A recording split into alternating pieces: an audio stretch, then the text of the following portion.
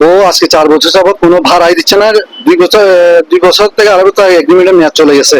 কোনো ভাড়া দেন, প্রায় 16 লক্ষ টাকার উপরে ভাড়া জমছে। এর কাছে গেলে আমাদেরকে হুমকি টুমকি দিয়ে এই জায়গা বলে। হ্যাঁ, আজকে আমাদেরকে খুব যখন গেছি ভাড়ার জন্য এর ভিতরে বসে বসে নেশা করতেছে।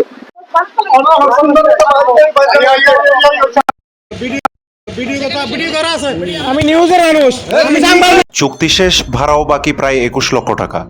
অথচ গায়ের জোরে অন্যের জমি দখল করে উল্টো তৃতীয় পক্ষের কাছে ভুয়া দলিলের সাবলেট। আর এই জালিয়াতি ও দখলবাজির ঘটনা কাভার করতে গিয়ে থানা কম্পাউন্ডের ভেতরে খোদ পুলিশের সামনেই সাংবাদিকদের ক্যামেরা ছিনতাই ও শারীরিক হেনস্থার শিকার হতে হলো। আইন শৃঙ্খলার রক্ষক যেখানে নির্বাক দর্শক, সেখানে অপরাধীদের এমন দৌরত্ব দেখে জনমনে এখন একটাই প্রশ্ন: চোরের মায়েদের গলা কি আসলেই আমাদের সমাজে সবচেয়ে বড়, নাকি নেপথ্যের কোনো অদৃশ্য খুঁটির জোরে এই প্রতারক চক্র প্রকাশ্য দিবালোকে এমন ন্যাক্কারজনক ঘটনা ঘটানোর সাহস পায়? ঘটনার সূত্রপাত পাঁচলাইশ থানাধীন উর্দুগলির বাসিন্দা আরশাদ হোসেন চৌধুরী নামের এক চরম প্রভাবশালী ব্যক্তিকে কেন্দ্র করে। 2016 সালের মার্চ মাসের 1 তারিখে কাতালগঞ্জ এলাকার একটি ইঞ্জিনিয়ারিং ওয়ার্কশপ 6 লক্ষ টাকা জামানত সাপেক্ষে 6 বছরের জন্য কোহিনুর বেগম, জাহানারা বেগম ও সুকুমার নাথ নামের মূল মালিকের কাছ থেকে ভাড়া নেন আরশাদ। চুক্তি অনুযায়ী প্রথম 2 বছর 36,000, পরের 2 বছর 41,000 এবং শেষ 2 বছর 44,000 টাকা মাসিক ভাড়া দেওয়ার কথা ছিল। চুক্তির 12 নম্বর শর্তে স্পষ্টভাবে উল্লেখ ছিল, মালিক পক্ষের অনুমতি ছাড়া কোনোভাবেই এই জায়গা অন্য কোনো ব্যক্তি বা প্রতিষ্ঠানকে সাবলেট দেওয়া যাবে না। 2022 সালের ফেব্রুয়ারিতে চুক্তির মেয়াদ শেষ হলে আরশাদ হোসেন চৌধুরী বিশেষ অনুরোধ করে আরও 2 বছরের জন্য দোকানটি রাখার অনুমতি নেন। কিন্তু 2024 সালের ফেব্রুয়ারিতে সেই বর্ধিত মেয়াদ শেষ হওয়ার পর থেকেই শুরু হয় তার আসল রূপ।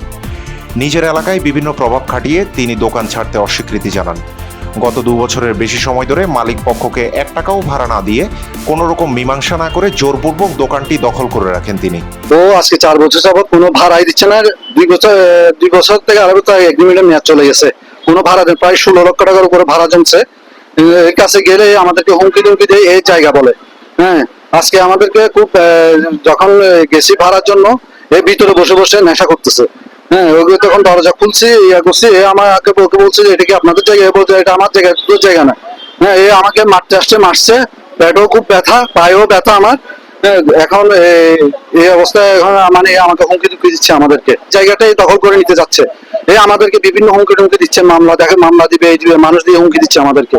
আগেও অনেক হয়রানি করছে। সম্প্রতি মালিক পক্ষ সরেজমিনে গিয়ে দেখতে পায় শুধু দখলই নয়, আরশাদ হোসেন চৌধুরী সম্পূর্ণ জালিয়াতির আশ্রয় নিয়ে ভুয়া দলিলের মাধ্যমে দোকানটি একটি তৃতীয় পক্ষের কাছে সাবলেট দিয়ে দিয়েছেন। বিগত কয়েক বছর ধরে পালিয়ে বেড়ানোর পর গত রবিবার মালিক পক্ষ কোনোভাবে কাতালগঞ্জ এলাকায় আরশাদ হোসেনের দেখা পায়। সেখানে দীর্ঘক্ষণ জোরাজুরির সময় আরশাদ হোসেন ও তার মানুষজনের হামলায় মালিক পক্ষের সাফিউদ্দিন নামে 23 বছর বয়সী যুবক বাজেভাবে আহত হন। মেরিন অফিসার ক্যাডেট সাফিউদ্দিন পরে চট্টগ্রাম মেডিকেল কলেজ হাসপাতালে গিয়ে জরুরি চিকিৎসাও নেন। এক পর্যায়ে উভয় পক্ষ পাঁচলাইশ থানায় যায় এবং মালিক পক্ষ দায়িত্বরত পুলিশের কাছে এই জালিয়াতি ও দখলবাজির বিষয়টি বিস্তারিত জানায়। থানায় যখন এই চাঞ্চল্যকর প্রতারণার বিষয়টি নিয়ে আলোচনা চলছিল, তখন তার পেশাগত দায়িত্ব হিসেবে কাভার করতে সেখানে উপস্থিত হন খবর 24 ঘন্টার রিপোর্টার ও ক্যামেরা পার্সন। গণমাধ্যমের ক্যামেরা দেখেই যেন আরশাদ হোসেন চৌধুরী এবং তার সাথে আসা পরিবারের নারী সদস্যরা হিংস্র রূপ ধারণ করেন। থানার ভিতরেই সম্পূর্ণ গায়ের জোর খাটিয়ে মিডিয়ার ক্যামেরা ছিনিয়ে নেওয়ার আপ্রাণ চেষ্টা চালান তারা। অত্যন্ত কুরুচিপূর্ণ ও নোংরা ভাষায় সাংবাদিকদের গালিগালাজ করতে থাকেন আরশাদের পরিবারের নারীরা। সেখানেই ক্ষান্ত না হয়ে তারা জোরপূর্বক গণমাধ্যম কর্মীদের আইডি কার্ড দেখতে চান, তাদের ছবি তোলেন এবং তুই তোকারি করে দেখে নেওয়ার প্রকাশ্য হুমকি দিতে থাকেন।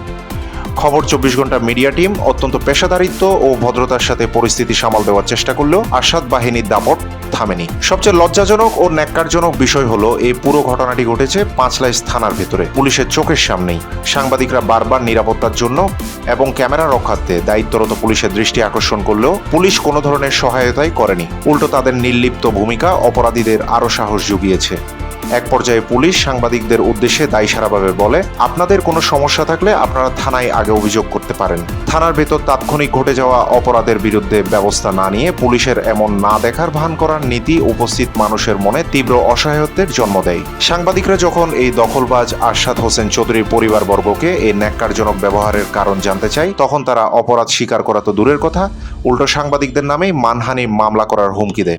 মানহানির আমি যদি দেখো অবশ্যই অবশ্যই অবশ্যই। পাঁচলাইশের এই ঘটনা প্রমাণ করে আমাদের সমাজে প্রতারক, চাঁদাবাজ ও ভূমিদস্যুদের হাত কতটা লম্বা। সাধারণ মানুষের কোটি টাকার সম্পত্তি গ্রাস করে ভুয়া দলিল বানিয়ে সাবলেট দিয়েও এই চক্র বুক ফুলিয়ে ঘুরে বেড়ায়। আর যখন তাদের অপরাধের মুখোশ উন্মোচিত হতে যায়, তখন তারা দেশের চতুর্থ স্তম্ভ তথা গণমাধ্যমের উপর হাত তুলতেও দ্বিধাবোধ করেন না। প্রশ্ন রইল, থানা কম্পাউন্ডের মতো সুরক্ষিত জায়গায় যদি প্রকাশ্য দিবালোকে সাংবাদিকদের হেনস্থা হতে হয়, তবে সাধারণ মানুষের নিরাপত্তা কোথায়?